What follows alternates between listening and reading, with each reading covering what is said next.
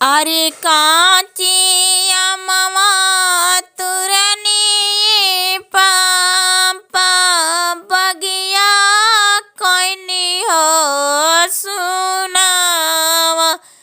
अरे काची अमवा तुरनी चाचा बगिया कोइनी हो सुनावा।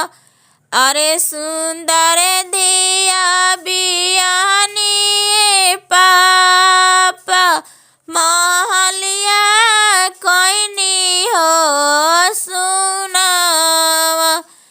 अरे सुंदर दिया बियानी चाचा महलिया कोइनी हो सुनावा।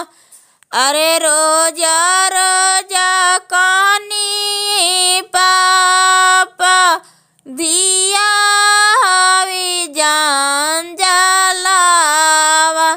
अरे रोजा रोजा कहानी चाचा दिया हवी जान जलावा। एको दिन ना कहानी पापा पोतैया हवी जान जलावा। अरे एको दिन ना कहानी चाचा पोतैया हवी जान जलावा। अरे काचे अमवा तुरनी भैया बगिया कोइनी हो सुनावा। अरे काचे अमवा तुरनी भैया बगिया कोइनी हो सुनावा।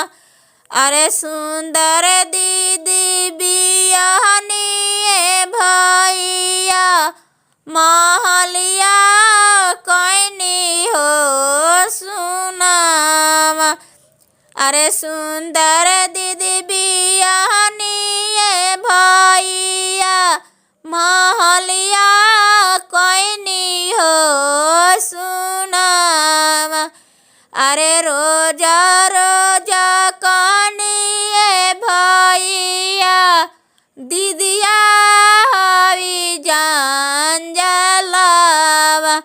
अरे एको दिन ना कहानी भैया में हरिया हवी जान जलावा। अरे एको दिन ना कहानी भैया में हरिया हवी जान जलावा। अरे काचे अमवा तुरनी पापा बगिया